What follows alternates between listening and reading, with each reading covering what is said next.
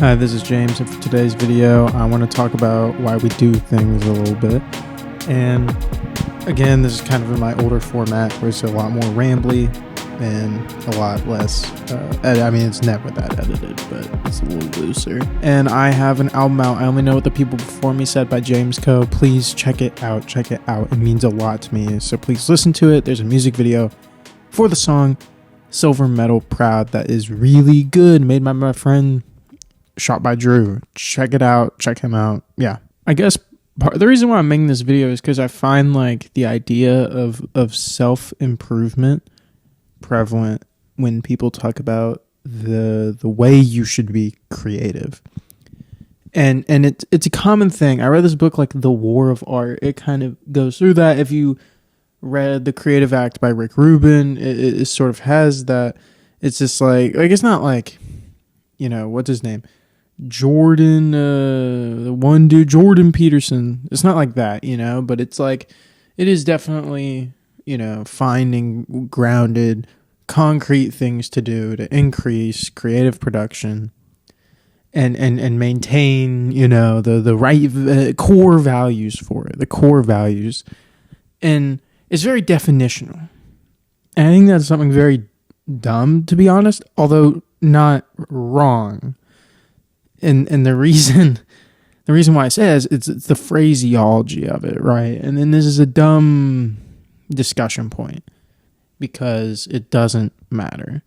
But if you give up on all things that I guess don't really matter, then nothing matters. And it's a semantic, but again, semantics do have a purpose sometimes. And in this case, I think it is important because it's a discussion. And maybe it's just the small amount of deluge that I've read that is kicking in. The postmodern in me wants to say, why are we so sure anything is so definitional? And when you look at someone like Rick Rubin, who writes about this, or anyone who talks about creative productivity, you question the merits behind it, right? So it's like with most people, you question like, okay, but what have you done? With Rick, it's a very different thing. Because with Rick, it's like, it's not a question of what has he done. You've heard what he's done. It's great work. But the question is that, are these things that are permanent? What is subject to change? And again, this is not that deep of a question. It's more of, why do we accept sort of creative truths as permanent? Because whenever someone talks about finding a truth about something, there's this air of it's like an esoteric finding. There's nothing you can do, right? Like it's just there, and it's the way things go. People like that. People like having the way things go. The only way things go is if it's not like that, if it's dynamic, and you see this the most with art and creativity. It's like, how many times have there been ebbs and flows of artists should stick to one medium, and then also artists should do everything? Now we've been in an era for like, I think probably like the better part of 2 decades now, where the expectation is artists do everything. But when you go even as far back as like the 90s, that was not the expectation. And it's not new. I think part of it is that because there's not that much considered to be new, the only way you can seem fresh is by doing the most, right? The easiest example of this is the whole artist fashion designer thing, where you see so many like music artists now do fashion-y stuff. It's whatever. It's an easy way to sell fans a lot of stuff. At the same time, the whole, I think, like actor, director, singer, or, not director, but like, they might direct their own music video, is like pretty common now. And I think it's a little like, not bad, but it's just indicative of sort of some uncomfortable aspects of where we are at right now, where that's the bare minimum. I'm not saying that in sort of a, it's an adversity to effort, but more in the sense of it's a deprivation of choice in the eyes of artists.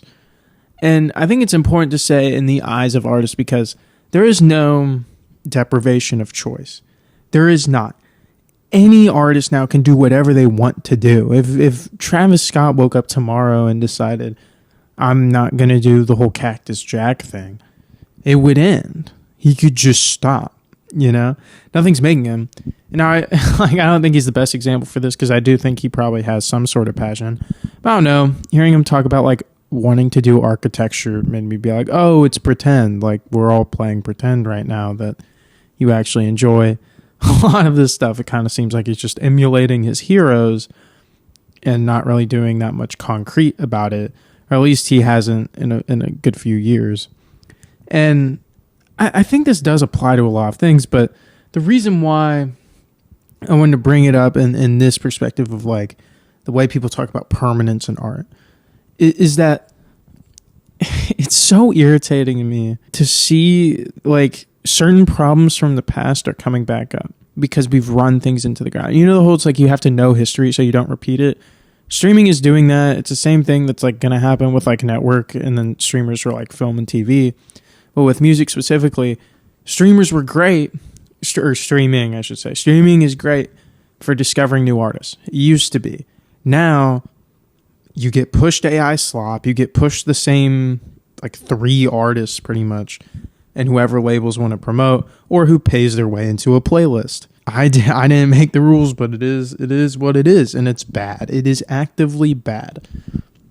There is no hope. Every number is fake. You can't trust anything you see, so then why bother trying? And you'd think that would be a liberating thing, but it's the constraint that's liberating, right?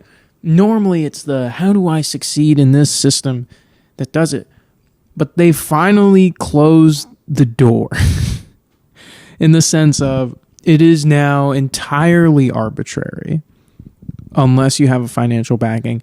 But the level and degree of merit is almost gone, which is the goal of a corrupted system of art, because when there is merit, that means someone who makes things that might be provocative, that might be challenging, that aren't advertiser friendly, can quite literally work their way to the top in the sense of getting their stuff out there to the most amount of people.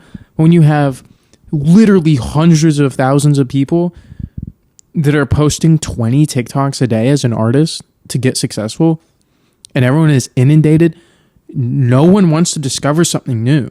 No one does. It's like the people discovering new things, it's like only after they've been signed to a major, like, it's insane to me.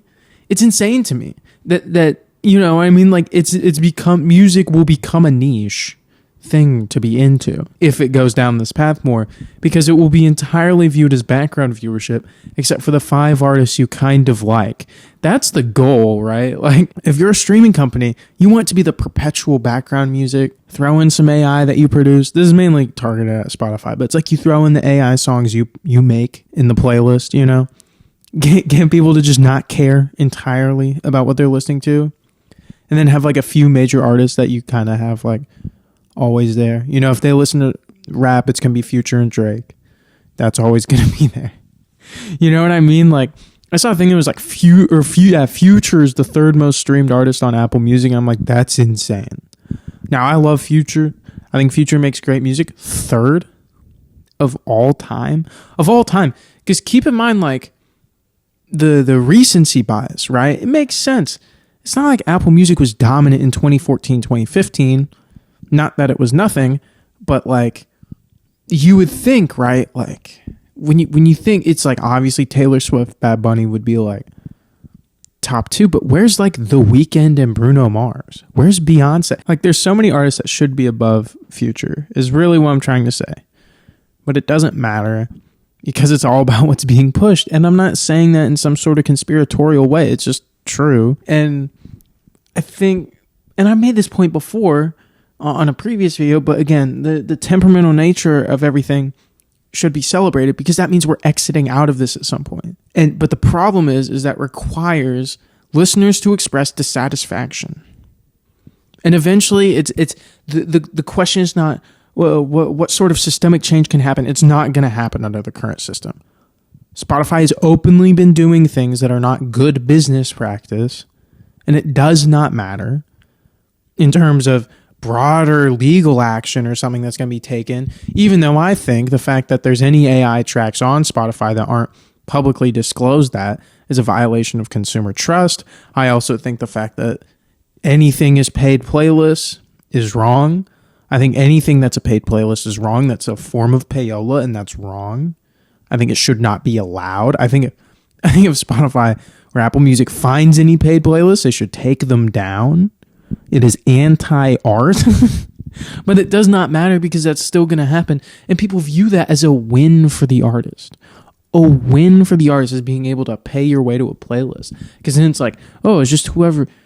who cares? And also, it's like the lowest quality listeners is someone who just gets a song on a playlist randomly. Yeah, at the same time, and this is kind of the whole point of the video, when we talk about like intention of what to make and why people make things, the goal supposedly is to want to succeed in how things currently are. Does anyone really? Like if that's the case, it's like you might just start drop shipping, get on Kalshi, do some insider trading, and then put all that money into a career. But it's like at that point, you might as well just use the money you have.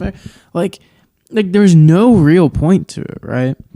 I guess that's why I make these videos, make music, and write on Substack, because it's like it's all things to do that aren't necessarily just, you know what I mean? Like there's no way, like this stuff is not designed for the normal like blowing up. My music isn't either. Like if any, like you know what I mean? It's like the best type of comparison I make for my music now, and this is not original. Actually, someone mentioned this to me once. But I had been thinking about it before then, but I was iffy on it. And this sort of affirmation helped solidify and understand things, especially in the way that she phrased it. Is this like young lean comparison for my music? And I realized it's like, oh yeah, that's the charm. In my mind, I always thought the charm would be, oh, the production or the chord progression. It's like, no one cares about that. Not that people don't, but I mean, like, you know what I mean? It's like when you're listening to a song, that's not what you really want someone to first thing.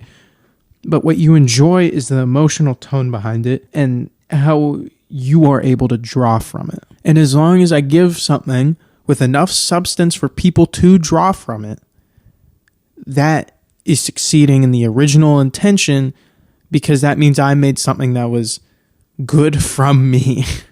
Because you make art for yourself, but the only way you can really judge if it was a meaningful statement from yourself and worth releasing, because there's a lot of stuff I don't release that I think is good, but I'm like, this is just for me. But when you put something out there, it's with that intention. It's not trying to beat the system. Thank you for watching. Check out my music and the music video. Subscribe, like, comment. Let me know your thoughts. Thanks.